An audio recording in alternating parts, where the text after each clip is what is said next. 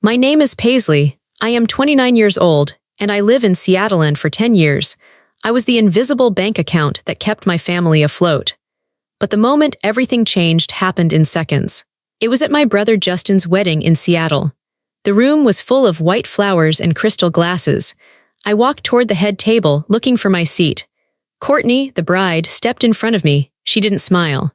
She pointed a manicured finger toward the back of the room, right next to the swinging metal doors, where the waiters were rushing in with trays of food. The smell of grease was heavy there. "You can't sit with us, Paisley," she said, her voice low and cold.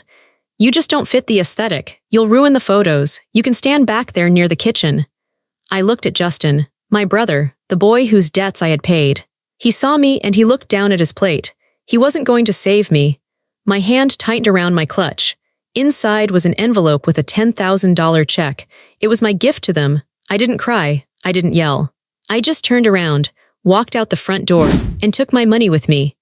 But before I tell you how everything flipped, like and subscribe, drop a comment. Where are you watching from? My name is Paisley. I am 29 years old. The heavy wooden doors of the venue closed behind me with a soft, expensive click. It was a sound that sealed off the warmth, the music, and the smell of roasted lamb. I was instantly alone in the corridor. My heels clicked against the marble floor, a lonely, sharp sound that echoed off the high ceilings. I walked past the coat check girl, who looked up from her phone and gave me a confused look. I didn't stop. I couldn't stop. If I stopped, I might turn back. I might apologize. I might go stand by the kitchen doors like a good little sister and wait for a waiter to pity me with a glass of warm champagne. I pushed open the main glass doors and stepped out into the Seattle night. The air was wet and cold. The rain wasn't heavy, but it was steady, that relentless Pacific Northwest drizzle that soaks into your bones. I didn't have an umbrella. I didn't run, I just walked. I let the rain hit my face. It felt real. It felt better than the fake warmth inside that hall. My car was parked in the overflow lot, far away from the valet stand, where the luxury SUVs and sedans were lined up like shiny beetles. I walked past a white G-Wagon. That was Courtney's father's car. I walked past a vintage Jaguar. That belonged to one of Justin's investors. I kept walking until the pavement turned cracked and uneven, until the streetlights were dim. There it was, my gray Honda Civic. It was 8 years old. There was a patch of rust starting on the rear wheel well. The bumper had a dent from when a shopping cart hit it 3 years ago. I never got it fixed because the deductible was $500. And that month, Justin had needed $500 for a networking dinner to impress clients. So I drove a dented car so he could buy steaks for strangers. I unlocked the door manually because the key fob battery had died 2 weeks ago. I slid into the driver's seat. The fabric was cold and stiff. The car smelled like old coffee and the damp floor mats. I threw my purse onto the passenger seat. The envelope, the one with the $10,000 check, slid out and landed on the floor. I stared at it. $10,000. That piece of paper represented 2 years of my life. 2 years of saying no. No to vacations. No to new clothes. No to going out for drinks with coworkers. No to fixing my car. No to buying the good shampoo. I saved every penny, putting it into a separate savings account I named Justin's wedding. I wanted to give them something amazing. I wanted to be the sister who helped them start their life debt-free. I started the engine. It sputtered for a second before catching. I turned on the wipers and the headlights. The beams cut through the rain, illuminating the wet asphalt. I pulled out of the lot, my tires splashing through puddles. As I merged onto the dark highway, the silence of the car wrapped around me. With no music, no voices, just the rhythmic thump swish of the wipers, my mind began to drift. It drifted back, away from the wedding, into the past. I started thinking about the math. My life was a series of mathematical equations that never balanced in my favor. I looked at my hands on the steering wheel. They were rough. I did my own nails because manicures cost $30. Courtney's nails were perfect long and painted a soft blush pink. Who paid for that? I remembered a Tuesday night 4 years ago. I was 25. I was working as a junior analyst, making decent money but living in a studio apartment to save cash. My phone rang at 11 p.m. It was my mom. Her voice was tight, high-pitched. "Paisley, thank God you answered. It's Justin. He's in trouble." My stomach had dropped. "Is he hurt?" No, there was a problem with his tuition. He forgot to file the paperwork for his grant, and the deadline passed. If he doesn't pay $4,000 by tomorrow morning, they're going to drop his classes. He won't graduate, Paisley. It will ruin his future. 4,000, I had whispered. Mom, I don't have that kind of money lying around. You have your savings, she said. It wasn't a question. You're always so good with money, you save everything. Justin isn't like you. He's a visionary, he's not detail-oriented. Please, Paisley, we can't afford it right now. The house insurance just came due. We'll pay you back, I promise. I paid. I went to the bank the next morning and wired the money. Did they pay me back? Did Justin thank me? No. When I saw him at Christmas, he talked about how hard his semester was. He never mentioned the check. He never mentioned that I ate ramen noodles for 3 months to rebuild that savings. I gripped the steering wheel tighter. My knuckles turned white. The rain fell harder. I remembered the business launch. Justin's tech startup. He had a big idea for an app. He needed capital. My dad called a family meeting. We sat around the dining table, the mahogany one I wasn't allowed to scratch. We need to support Justin, Dad said, looking at me. He needs a guarantor for the business loan. The bank needs someone with a steady income and good credit score. That's you, Paisley. Why can't you do it, Dad? I asked. My assets are tied up in the house, he said quickly. And your mother's credit is. Well, you're the only one, Paisley. If you don't sign, the dream dies. Do you want to be the reason your brother fails? The guilt. It was always the weapon of choice. Do you want to be the reason he fails? So I signed. I put my name on a loan for $50,000. I became the guarantor. I risked my financial future on Justin's dream. And what did I get? I got to be the invisible accountant. I managed the books because Justin hated numbers. I saw the expenses. I saw the client dinners that cost $600. I saw the office supplies that were actually new iPads for him and his friends. Whenever I brought it up, he would roll his eyes. Relax, Paisley. You have to spend money to make money. You have a scarcity mindset. That's why you're just an analyst and I'm a CEO. A scarcity mindset. I laughed out loud in the empty car. It was a dry, harsh sound. I had a scarcity mindset because I was the one supplying the abundance for everyone else. I was the well they kept drawing water from, never asking if the well was running dry. I looked in the rearview mirror. My eyes looked tired. There were dark circles under them. I was 29 years old, but tonight I felt 50. I exited the highway and turned into my neighborhood. The houses got smaller. The lawns got patchier.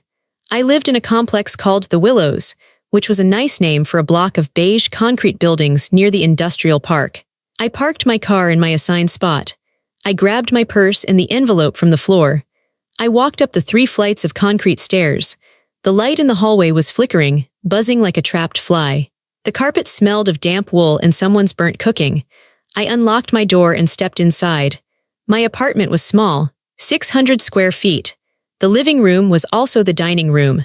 My furniture was simple, a gray sofa I bought on sale, a small bookshelf, a TV stand I assembled myself. It was clean, it was tidy, but it was the home of someone who was afraid to spend money. I walked into the kitchen. The counters were laminate, peeling slightly at the edges. I put the envelope on the counter. I looked around my small, dim kingdom. Then I closed my eyes and pictured my parents' house. The granite countertops. The stainless steel appliances. The wine fridge. I pictured Justin's apartment downtown. The floor-to-ceiling windows, the exposed brick, the espresso machine that cost more than my car. How did this happen? It happened because I allowed it. I walked to the bathroom and turned on the light. I looked at myself in the mirror. I saw a woman wearing a dress that was 2 years old. I saw hair that I cut myself to save $50. I saw a face that was plain, unadorned, because makeup was unnecessary spending. I was the support beam in the basement. I was holding up the whole structure, buried in the dark, while they had a party on the roof. They were dancing, drinking, and laughing in the sun, and they never once thought about the beam that was groaning under their weight. And tonight, the beam had cracked. I'm done, I whispered to the mirror. I'm done paying for the party I'm not invited to. I washed my face with cold water. The shock of it felt good. It woke me up. I wasn't just the sister anymore. I wasn't just the daughter. I was the investor. And I had just realized that this investment was a scam. I walked back out to the living room. I didn't sit on the couch. I pulled a hard wooden chair up to my small dining table. I opened my laptop. The screen glowed blue in the dark room. It was the only light. It was time to look at the books. It was time to see exactly how much this family cost. I opened my laptop. The fan whirred to life, a low hum in the quiet apartment. I typed in my password. My fingers were steady now, the shaking had stopped. A cold, clinical focus had taken over. I navigated to the bank's website.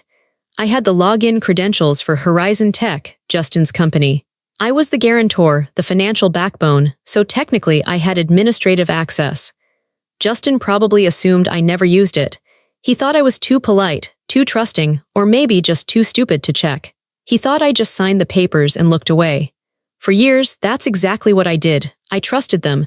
I typed in the username, Horizon Admin. I typed in the password, Empire Builderone, typical Justin.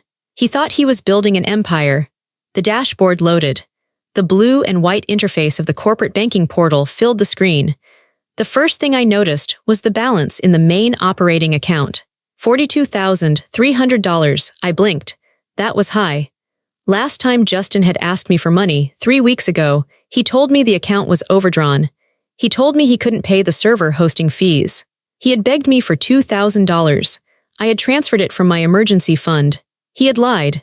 I felt a cold prickle at the back of my neck. I clicked on the transaction history. I set the filter for the last 90 days. The list populated, hundreds of lines of text. I started reading. I expected to see business expenses, server costs, software licenses, freelancer payments, maybe some office rent. Instead, I saw a shopping list for a millionaire's vacation. May 12, the Bridal Suite Seattle, $4,500 May 14, Luxe Florals and Event Design, $8,200 May 15, Seattle Vintage Limousines, $1,200 May 18, NORDSDROM Personal Shopper, $3,400. My breath caught in my throat. I leaned closer to the screen. They were paying for the wedding with the business loan, the loan I had guaranteed. If the business failed, if they couldn't pay this back, the bank wouldn't come after Justin. He had no assets. They would come after me. They would garnish my wages. They would ruin my credit score. I was underwriting their party. I kept scrolling. It got worse. June 1, Maldives Resort and Spa prepayment, $15,000. June 2, Emirates Airlines, first class X2O, $18,000. I felt physically sick. I put a hand over my mouth. $18,000 for plane tickets. I drove a car worth less than one of those tickets. I bought generic bread to save 50 cents, and they were flying first class to the Maldives on my credit. The anger started to rise, hot and suffocating, but I pushed it down. I needed to see everything. I clicked on the loans tab. This was the big one. The Startup Capital Loan, $50,000. For the last 2 years, I had been sending Justin $800 a month to help pay this loan. He told me the interest rate was variable and it had spiked. He told me the business wasn't making enough profit yet to cover the full monthly payment. He would send me text messages. Hey sis, things are tight this month. Can you send the $800? Don't want the bank to call you. It was a threat wrapped in a plea. Don't want the bank to call you, so I paid every single month. I treated it like a bill. Rent, electricity, Justin's loan. I looked at the loan status on the screen. Loan ID, number 88,392B status. Closed/paid in full date of closure. December 12, 6 months ago, the room went absolutely silent. The humming of the fridge seemed to stop. The rain outside seemed to stop. Paid in full, 6 months ago. I stared at the date. December 12th. That meant for January, February, March, April, May, and June. I had sent Justin $800 a month for a debt that didn't exist. $4,800. He had stolen nearly $5,000 from me in direct cash, on top of the tens of thousands in fraudulent spending on the card. I opened a new tab and logged into my own bank account. I pulled up the transfers. There they were. Transfer to Justin Miller, $800. Transfer to Justin Miller, $800. I went back to the business account. I searched for incoming transfers. There were none from me. I searched for the $800 amounts. I found them in Justin's personal account transfers, which were linked for overdraft protection. He was taking my money, putting it into his personal checking account, and spending it. It wasn't a mistake. It wasn't bad bookkeeping. It was theft. My brother was stealing from me. My parents, who knew the loan was paid off surely because they bragged about how well the business was doing, they let him do it. I sat back in my hard wooden chair. I felt numb. All those times I sat at family dinners. All those times I listened to Courtney talk about their struggles with wedding planning. All those times my dad told me I needed to be more generous. They were laughing at me. They must have been. How could they not be? I was the useful idiot. I was the golden goose that laid eggs whenever they asked, and they didn't even have to feed me. I looked at the kitchen door where Courtney had banished me. "You'll ruin the aesthetic." That was the truest thing she had ever said. I ruined the aesthetic because I was the reality. I was the cost. I was the labor. And nobody wants to see the labor when they're enjoying the luxury. I looked at the laptop screen again. The numbers were crisp and black. $42,300 available credit. Guarantor, Paisley Miller. I wasn't a sister. I wasn't a daughter. I was a utility, like the power company, like the water company. And what happens when you don't pay your utility bill? What happens when you steal electricity? The lights go out. I reached out and touched the screen, tracing the line that said paid in full. My sadness evaporated. The grief I had felt in the car was gone. In its place was something cold, hard, and incredibly sharp. I didn't want an apology. I didn't want them to say sorry. Apologies are words. Words are free. My family didn't value free things. They only valued money. So I was going to speak to them in the only language they understood. I was going to audit them. I moved my mouse to the Settings tab. I clicked on Guarantor Controls. My heart wasn't racing anymore. It was beating slow and steady like a war drum. "Okay," I said to the empty room. "Let's see how much you really love the aesthetic when you have to pay for it." I prepared to click. The laptop screen was the only source of light in my dark apartment. The blue glow illuminated my face, casting shadows in the hollows of my eyes. I sat perfectly still. The rain outside had turned into a storm, lashing against the thin window pane, but inside, everything was quiet. I was staring at the Guarantor Controls panel. It was a simple page, just a few lines of text and a few toggles. It looked so boring for something so destructive. Primary Guarantor, Paisley Miller Liability Status, 100% Administrative Rights. Full below my name, there was a section titled Authorization and Security. And there, in red text, was the link, Revoke Guarantor Status and Freeze Credit Lines. I hovered the mouse cursor over it. The little white arrow turned into a pointing hand. My brain started to play tricks on me. It was the old programming. The good sister programming. "Don't do it, Paisley, it's his wedding week.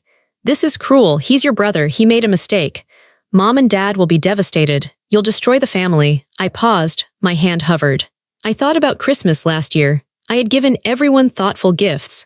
I bought Mom a cashmere scarf she wanted. I bought Dad a vintage record player. I bought Justin a smartwatch. They had given me a gift card to a grocery store. "We know you like to cook," Mom had said, smiling that tight, dismissive smile. "And we know money is tight for you." Money was tight because I was paying their bills. I thought about the kitchen door exile tonight. The way Courtney looked at me, like I was trash, like I was a stain on her perfect white tablecloth. "You don't fit the aesthetic." My finger twitched on the trackpad. "I am not the one destroying this family," I said aloud. My voice was steady. "I am just stopping the subsidies." I pressed down. Click. A pop-up window appeared in the center of the screen. It was a warning box with a yellow triangle. Warning: Revoking GUARANTORSHIP action. Immediate freeze of credit facility number 88,392 consequence. All associated cards will be declined. All recurring payments, server hosting, payroll, vendor payments, will be halted immediately. The bank will issue a demand for payment in full to the primary business entity. Are you sure you want to proceed? There were two buttons, cancel and confirm. I looked at the word confirm. If I clicked this, Justin's credit cards, the ones currently paying for the champagne in Seattle and the villa in the Maldives, would stop working. The servers hosting his app would try to charge the card tomorrow morning for the monthly fee. The charge would bounce. The hosting company, Amazon Web Services, doesn't play games. They would spin down the servers within hours. His website would go dark. His app would crash. His investors would get service unavailable errors. It was the nuclear option. But then I looked at the tab I still had open in the background. Loan paid in full, DEC 12. Transfer to Justin Miller, $800. He stole from me. He looked me in the eye and stole from me month after month. He didn't make a mistake. He made a choice. I moved the cursor to confirm. I didn't slam the button. I didn't cry. I just applied a gentle pressure with my index finger. Click. The screen went white for a second as it processed. Then a green banner appeared at the top of the page. Success, guarantor status revoked. Assets frozen. Notices sent. It was done. I sat there, waiting to feel bad, waiting for the panic. But it didn't come. Instead, I felt clean. I wasn't finished yet. I navigated to the server hosting account. I had those logins too because I had set up the account when Justin was too busy networking. I logged in. Billing status. Active payment method, business visa ending in 4490. I clicked edit payment method. I deleted the card. Then I went to administrative access. I saw Justin's email listed as admin. I saw Courtney's email listed as viewer. And mine. Root user. I clicked on Justin's name. Remove user. Click. I clicked on Courtney's name. Remove user. Click. I changed the root password to a random string of 20 characters that I wrote down on a sticky note. Now, even if they wanted to log in to update the payment method, they couldn't. They were locked out of their own company. The only person who could turn the lights back on was me. I closed the browser tab. I sat back and exhaled. A long, deep breath that emptied my lungs. I looked at my phone on the table. It was quiet. It was 1 a.m. on Sunday morning. The bank computers were talking to each other now. The signals were traveling through the fiber optic cables. The freeze was propagating through the system. Somewhere in a database, a switch had flipped. The credit card in Justin's wallet, the one he was probably using right now to buy a round of drinks for his groomsmen, was now just a piece of plastic. I picked up my phone. I didn't block them. No, I wanted to see it. I wanted to see the moment they realized the ATM was closed. I went to the kitchen and poured the rest of the cold coffee down the sink. I washed the mug. I dried it. I put it away in the cupboard. I walked to my bedroom. I took off the dress I had worn to the wedding. I hung it up carefully. I put on my pajamas, old flannel pants and a soft t-shirt. I crawled into bed and pulled the duvet up to my chin. The rain was still hammering against the window, but now it sounded like applause. I closed my eyes. For the first time in 10 years, I wasn't worrying about money. Because for the first time in 10 years, I wasn't spending mine on them. The next morning, Sunday, I woke up at 7 a.m. My internal clock wouldn't let me sleep late, even on weekends. The storm had passed. The sky outside was a flat, bruise-colored gray. I lay in bed for a long time, staring at the ceiling. This is the part where I should have been panicked. The morning after regret. Usually when I stood up for myself, which was rare, I would immediately backtrack. I would apologize. I would fix it. Oh, I'm sorry I couldn't lend you the money, Dad. Here, I'll move some things around. I'm sorry I couldn't stay late to help, Justin. I'll come over now. I was conditioned to fix things. I was the fixer. But as I lay there, wrapped in my cheap duvet, I analyzed that feeling. Why did I always fix it? It wasn't love. I realized that now. If it was love, I would feel warmth. I would feel connection. What I felt was obligation and fear. Fear that if I stopped paying, they would stop pretending to care. I sat up and swung my legs over the side of the bed. I started to think about the sunk cost fallacy. I use it in my job all the time. It's a business term. It describes the tendency to continue investing in a losing project because you've already invested so much. You think, I can't quit now, I've already spent $1 million. I have to make it work. So you spend another $1 million, and you lose that too. I walked to the kitchen and started making coffee. The ritual was soothing. Grind the beans. Boil the water, pour over. I thought about the investments I had made in my family. Investment 1, emotional labor. I listened to my mom complain about Dad for hours. I helped Courtney plan her wedding colors when her bridesmaids flaked. I wrote Justin's business plan because he couldn't focus. Investment 2, financial capital. The tuition, the car repairs, the business loan. The loans that were never repaid. The wedding gift I almost gave them. Investment 3, loyalty. I stayed in Seattle instead of taking a job in New York because the family needs you. I skipped vacations to be available for their crises. And what was the return on investment, ROI? I looked around my kitchen. The ROI was a seat by the kitchen door. The ROI was being lied to about a loan payoff. The ROI was being mocked behind my back. The project was a failure. My family was a failed startup, and I had been the angel investor keeping it on life support for a decade. If this were a business, I would have cut my losses 5 years ago. I would have liquidated the assets and walked away. But because it was family, I kept pouring money into the black hole. I took my coffee to the window. I realized I wasn't dealing with family dynamics. I was dealing with a parasitic relationship. A parasite doesn't hate the host. The parasite needs the host. Justin didn't hate me. He needed me. But he didn't respect me. You don't respect the thing you feed on. You just expect it to be there. I sipped the hot coffee. I am not the host anymore, I said softly. I was the scalpel. I was cutting them out. My phone buzzed on the counter, a single, short vibration. I turned and looked at it. The screen lit up.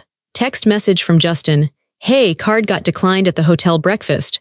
Weird. Can you check the bank login? Probably just a fraud trigger or something. Fix it ASAP, Courtney is annoyed.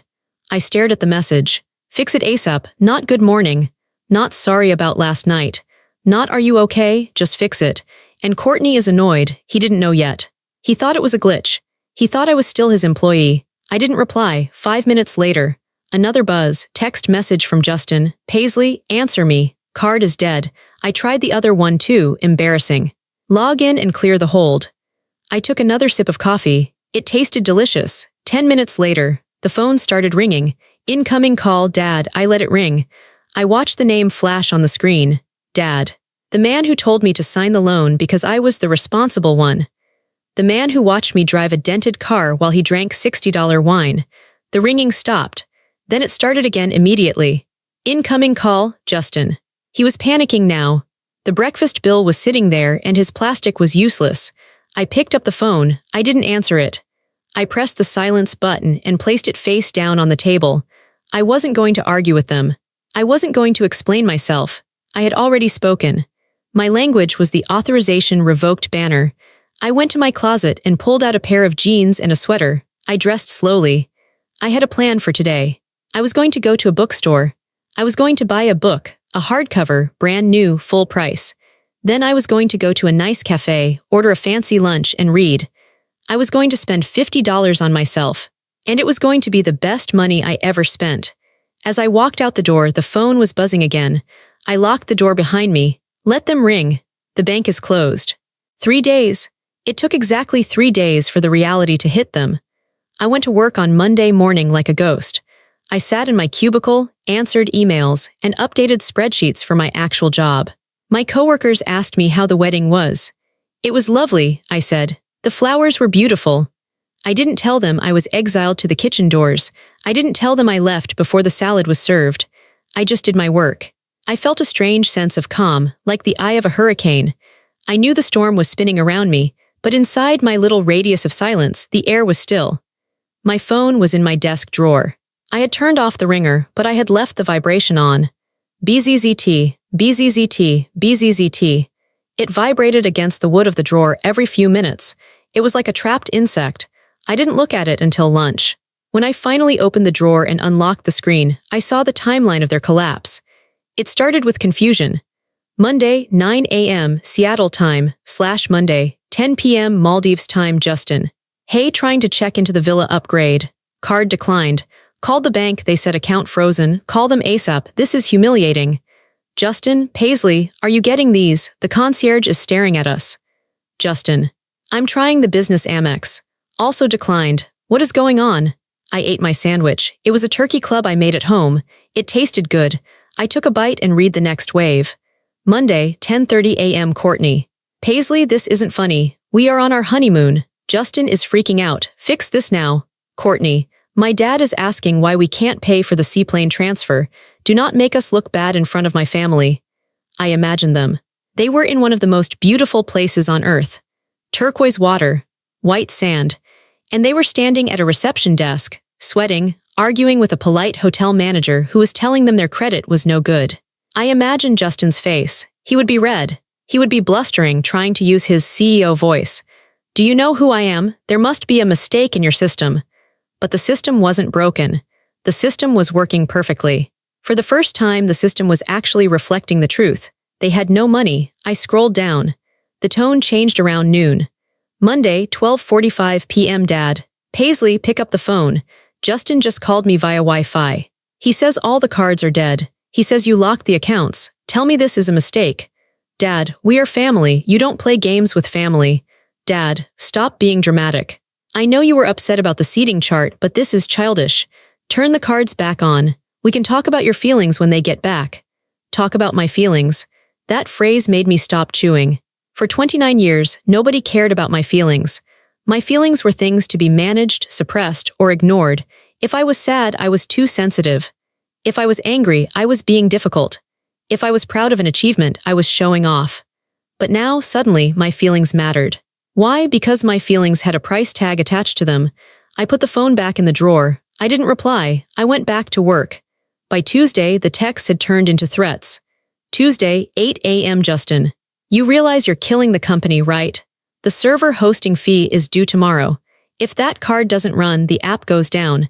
You are destroying my livelihood over a seating chart. He still didn't get it. He thought this was about a chair. He thought this was a tantrum. He didn't realize it was an audit. I went home Tuesday night. My apartment was quiet. I sat on my couch with a cup of tea. I opened my laptop, but not to fix anything. I opened it to watch. I logged into my personal email. I had set up alerts for the business accounts years ago. Alert: AWS billing payment failed. Alert: Google Workspace payment failed. Alert: Slack enterprise payment failed. The dominoes were falling. I sipped my tea. Then my phone rang. It was my mother. I stared at it. Usually when Mom called, I felt a knot of anxiety. What did I do wrong? What do they need? Today I just felt curiosity. I answered. Hello, Paisley. Her voice was shrill. She was crying. How could you do this to your brother? He's stranded. He can't even buy dinner. He has a return ticket, I said calmly, and I'm sure Courtney has a credit card. That's not the point, she screamed. He is the man. He is supposed to provide. You are humiliating him. Courtney's father had to pay for their dinner last night. Justin is devastated. He's crying. Paisley, your brother is crying. I cried on Saturday night, I said, in the parking lot. Oh, stop it, she snapped. The tears vanished instantly, replaced by anger. This is about a seat, a stupid seat. You are ruining his life because you have low self-esteem.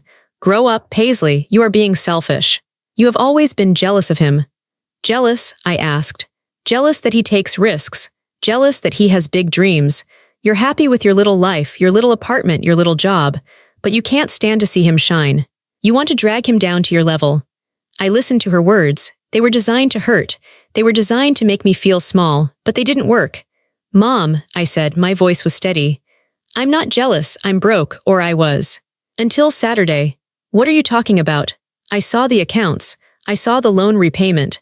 I know he paid off the bank loan 6 months ago and kept taking my money. I know he spent $20,000 of company money on this vacation. There was silence on the other end. A long, heavy silence. She knew. He was going to pay you back, she stammered. It was a bridge loan. Businesses have cash flow issues. It wasn't a business expense, Mom. It was a honeymoon. And the loan I was paying wasn't a bridge loan. It was a ghost loan. It was fraud. Don't use that word, she hissed. He's your brother. He's a thief, I said. And you're his accomplice. If you don't fix this, she said, her voice dropping to a low, dangerous tone, don't bother coming to Thanksgiving. Don't bother coming to Christmas. You will be dead to us. I looked around my quiet apartment.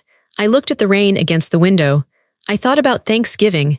Me in the kitchen, cooking for 12 hours while they watched football. Me doing the dishes while they ate pie. Me listening to them brag about Justin's success.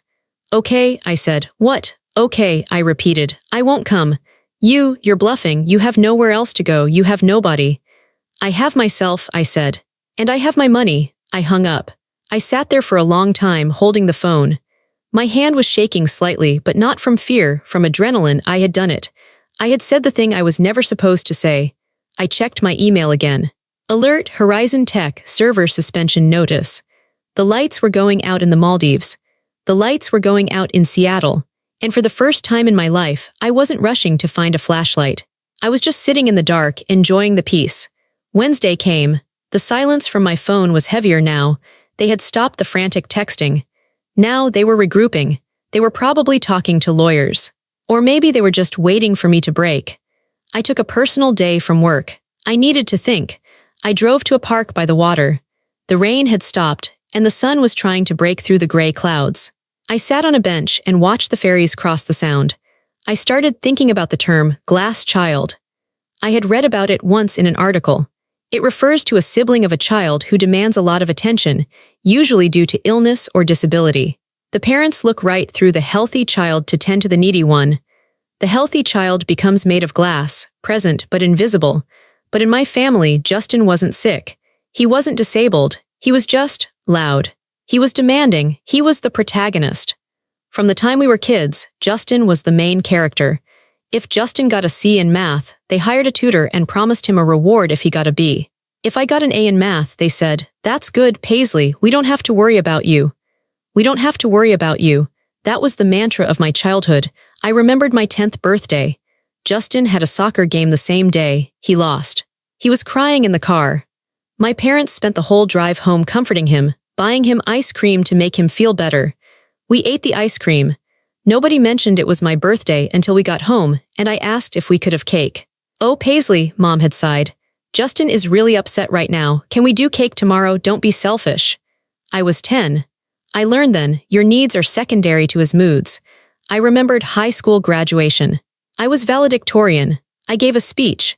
Justin had dropped out of college that same month to find himself. At my graduation dinner, the conversation wasn't about my grades or my future. It was about Justin's brave journey and how he was going to disrupt the industry. I sat there in my cap and gown, eating my chicken, nodding along.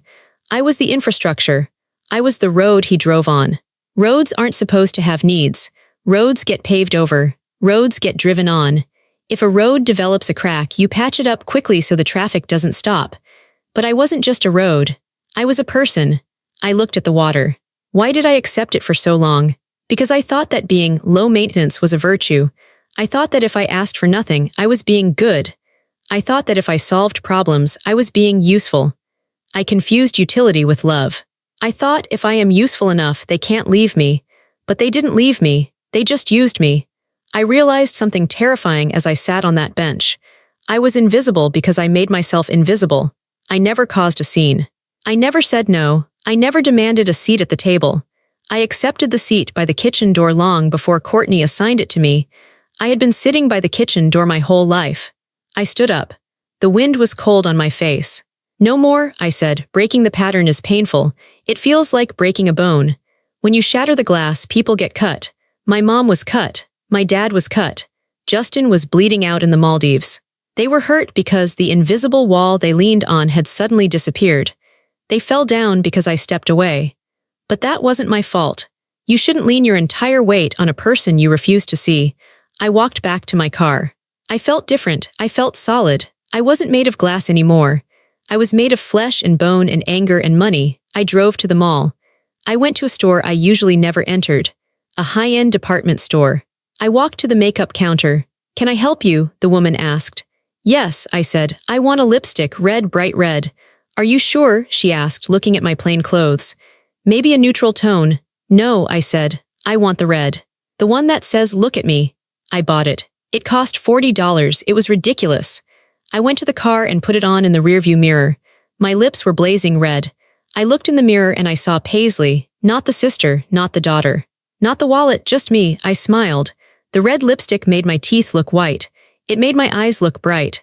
I checked my phone. Still no apology, but there was an email. From AWS support subject. "Final termination notice body. Your account is in arrears. Services have been suspended.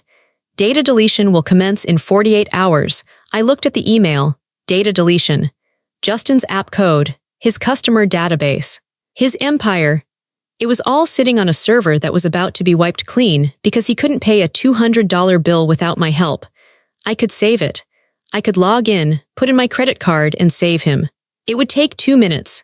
I looked at my red lips in the mirror. "Not today," I whispered. I started the car. I wasn't the glass child anymore. I was the brick wall, and they had just crashed right into me Thursday. The silence broke. But not with a text. With a legal notification. I was at work when I got an email from a lawyer I didn't know. A Mr. Sterling, representing Horizon Tech and Justin Miller. It was a demand letter. It claimed that my actions, revoking the guarantor status and removing the payment methods, constituted a breach of fiduciary duty and intentional interference with business relations. They were threatening to sue me for damages if I didn't restore access immediately. I read the letter in my cubicle.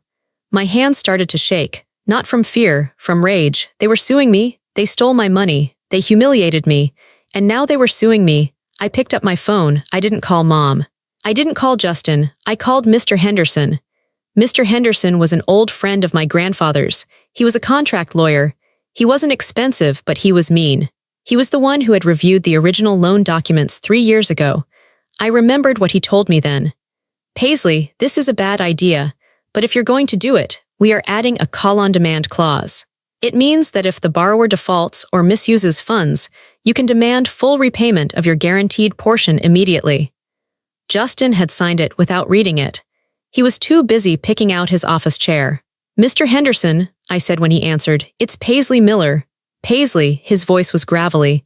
I wondered when you'd call. I heard about the wedding from my niece. She said you walked out.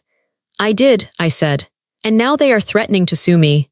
Send me the letter, he said. I forwarded it. A few minutes later, he called back. He was laughing. This is a joke, Paisley. They have no case. You were the guarantor, not an employee. You have the right to withdraw your backing at any time, especially if there is evidence of financial mismanagement. Do we have evidence? I have the bank records showing he paid off the bank loan 6 months ago but kept taking payments from me. And I have the records of him using the business account for a honeymoon. Beautiful, Henderson said. That's fraud, Paisley, criminal fraud. We could have him arrested. But I assume you don't want to send your brother to jail. I paused. Did I? No, that wouldn't be justice. That would be a tragedy. I didn't want him in a cell. I wanted him in reality. No jail, I said. I just want out. I want my money back, and I want them to leave me alone. Then we trigger the nuclear option, Henderson said.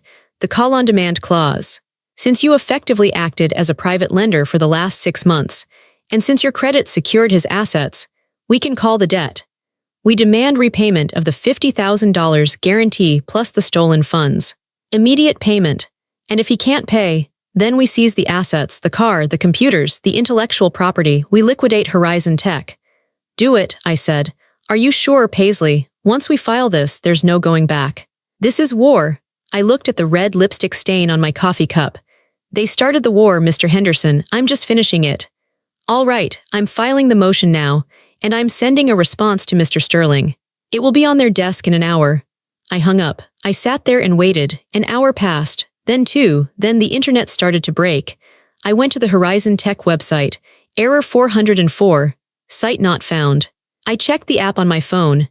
Connection error. Unable to reach server. I checked LinkedIn. I saw posts from 2 of Justin's employees.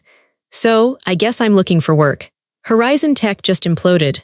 Servers down, payroll bounced. CEO is in the Maldives and not answering. Startup life is wild. It was happening. The structure was collapsing. Without my credit to back it, the bank had pulled the plug. Without the bank, the vendors quit. Without the vendors, the product vanished. It was amazing how fragile it all was. He acted like he was a titan of industry, but he was just a boy with a maxed-out credit card and a sister he took for granted. My phone started buzzing. It wasn't a text this time, it was a flood. Justin, what did you do? My lawyer just called me. He says you're demanding $145,000. Are you insane, Justin? The investors are calling me. They can't access the dashboard. Paisley, turn it back on, now, Justin. I'm sorry, okay, I'm sorry about the seat. I'm sorry about the money, just turn it back on. I watched the texts roll in. He was sorry. He was sorry because the consequences had arrived. He wasn't sorry when he sat me by the kitchen door. He wasn't sorry when he booked the first-class tickets. He was only sorry now that the guillotine blade was falling. I didn't reply. I let Mr. Henderson do the talking. I went home early. I printed out a spreadsheet. It was a list of every dollar I had given them over 10 years. Tuition, rent, bailouts, the ghost loan payments, the wedding expenses on the card. It totaled $145,320.45. It was a house. It was a retirement fund. It was a life. And it was gone. But now I had a piece of paper that said it was a debt, and I was going to collect.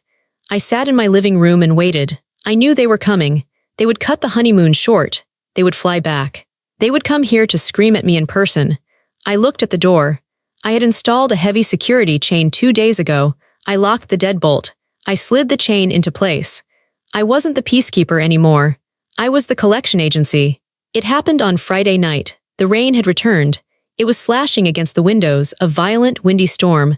I heard the car first, tires screeching on the wet pavement, car doors slamming, then heavy footsteps running up the concrete stairs. Bang, bang, bang, fists on my door. Paisley, open this door, it was Dad. Paisley, I know you're in there, open up, it was Justin. My heart hammered in my chest, this was it. The physical confrontation. The old Paisley would have opened the door immediately, she would have been crying, she would have been begging for forgiveness. The new Paisley took a sip of water. I walked to the door. I didn't unlock the deadbolt yet. Go away, I said. My voice was calm but loud enough to be heard through the wood. Open the door, Paisley, Justin screamed. He sounded unhinged. You ruined everything. The investors pulled out. The company is dead, do you hear me? It's dead, I know, I said. I killed it. There was a silence, a shocked silence. You bitch, Courtney's voice. She was there too. We had to fly home in economy. Do you know how embarrassing that was?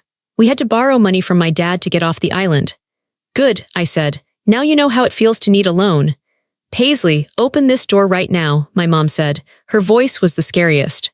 It was the mom voice, the one that commanded obedience. We need to talk about this like a family. We aren't a family, I said. We are a business arrangement, and the contract is terminated. Open the door, Justin slammed his shoulder against it.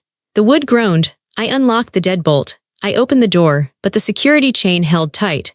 The door opened only 4 inches. I saw them through the crack. They looked terrible. Justin was unshaven, wearing wrinkled linen clothes from the resort. His face was red and blotchy. Courtney's hair was frizzy, her makeup smeared. She looked wet and cold. Mom and Dad looked old. They looked frightened. They saw me. I was wearing a clean sweater. My hair was brushed. I had the red lipstick on. I looked at them through the gap. Paisley, Dad said, stepping forward. Take off the chain. Let us in. We can fix this. You can call the lawyer. You can retract the demand. No, I said. I picked up the envelope from the table next to the door. I slid it through the crack. It hit Justin's chest. He grabbed it. What is this? That is the bill, I said. He opened it. He looked at the spreadsheet. $145,000, he scoffed. You're crazy, I don't have this money. I know you don't, I said. But you have assets. You have the Porsche. You have your condo downtown. You have the remaining equipment. You take my car? Justin looked at me with genuine horror. But you're my sister. No, I said. I looked him right in the eye. I'm not your sister right now. I'm your lender. And you are in default. Paisley, please, Mom sobbed. She reached through the crack, trying to touch my arm. Don't do this, we love you. I pulled back. Her fingers grasped at empty air. You don't love me, I said quietly. You love that I pay for things. You love that I fix things. You love that I don't complain. But you don't love me. If you loved me, you wouldn't have sat me by the kitchen door. If you loved me, you wouldn't have stolen $5,000 from me while flying first class. It was a mistake, Justin yelled. I was going to pay you back. When the company went big. The company was never going to go big, Justin, I said. Because you were spending the profits on flowers and vacations before you even earned them. You aren't a CEO. You're a child playing dress-up with my money. He looked like he was going to punch the door. You have 30 days to respond to the lawyer, I said. If you don't pay, we file for asset seizure. Mr. Henderson is very excited about it. I'll never speak to you again, Courtney shrieked. You are uninvited from our lives. Courtney, I said, looking at her cold eyes. I walked out of your wedding. I uninvited myself. I looked at my parents one last time. Go home, I said. Manage your own money. Figure it out. I'm retired. Paisley, Dad shouted. I closed the door. I threw the deadbolt. Click. I heard them screaming for another minute. Then I heard them arguing with each other. I told you to call her back. Shut up, Justin. This is your fault. Why didn't you stop her, Dad? Then footsteps going down the stairs. Car doors slamming. Tires on pavement. And then silence. I leaned my forehead against the cool wood of the door. My heart was racing, but it wasn't hurting. It felt like I had just run a marathon. I was exhausted, but I had finished. I slid down to the floor and sat there. I looked at the empty apartment. It was over. The double life was over. The lies were over. I was alone. But for the first time, I wasn't lonely. I was free. Saturday morning, 1 week exactly since the wedding. The sun was shining. It was a rare, beautiful Seattle day. The storm had washed everything clean. I spent the morning cleaning. I cleaned my apartment. I scrubbed the floors. I washed the windows. Then I cleaned my digital life. I sat at my computer. I deleted the Horizon Tech folder. I deleted the wedding budget spreadsheet. I deleted the family loans tracker. I opened my phone contacts. I scrolled to Mom. Block contact. I scrolled to Dad. Block contact. I scrolled to Justin. Block contact. I scrolled to Courtney. Block contact. I didn't do it out of anger. I did it out of necessity. I needed a quarantine. I needed time to heal without their voices in my head. Maybe one day, years from now, I would unblock them. Maybe, but not today. I made a cup of coffee and sat on my small balcony. I watched the people walking on the street below, couples holding hands, people walking dogs. I thought about the peacekeepers' paradox. I had spent my whole life trying to keep the peace, but peacekeepers aren't peaceful. To keep the peace, you have to absorb the war. You have to take the hits so others don't have to. You have to swallow your anger so others can remain calm. The peacekeeper is the most war-torn person in the room. By stepping away, by causing a conflict, I had finally found actual peace. It was quiet. I had $145,000 less than I should have had. I might never get that money back. Justin might declare bankruptcy. I might get nothing. But I had my paycheck. I had my credit score. I had my future. I took a deep breath. The air smelled like rain and pine needles. I realized that my worth wasn't in my wallet. My worth was in my boundaries. I thought about you, the person reading this. Maybe you are the Paisley in your family. Maybe you are the one who fixes everything. Maybe you are the one who pays the bills, or smooths over the arguments, or listens to the complaints. Maybe you are sitting by the kitchen door right now, hoping that if you are just good enough, they will invite you to the main table. I need you to hear me. They won't. They like you by the door. It makes them feel important. Don't wait for them to see you. Don't wait for them to pay you back. They can't pay you back because they don't think they owe you anything. They think they own you. Stand up, pick up your envelope, walk out the door. It will be scary. It will be raining. They will call you selfish. They will call you crazy. But keep walking. Because the moment you stop paying for your seat at the table is the moment you realize you can build your own table. I finished my coffee. I put the mug down. I stood up and looked at the city. My name is Paisley. I am 29 years old. I have a dented Honda Civic. I have a small apartment. And for the first time in my life, I have myself. And that is enough.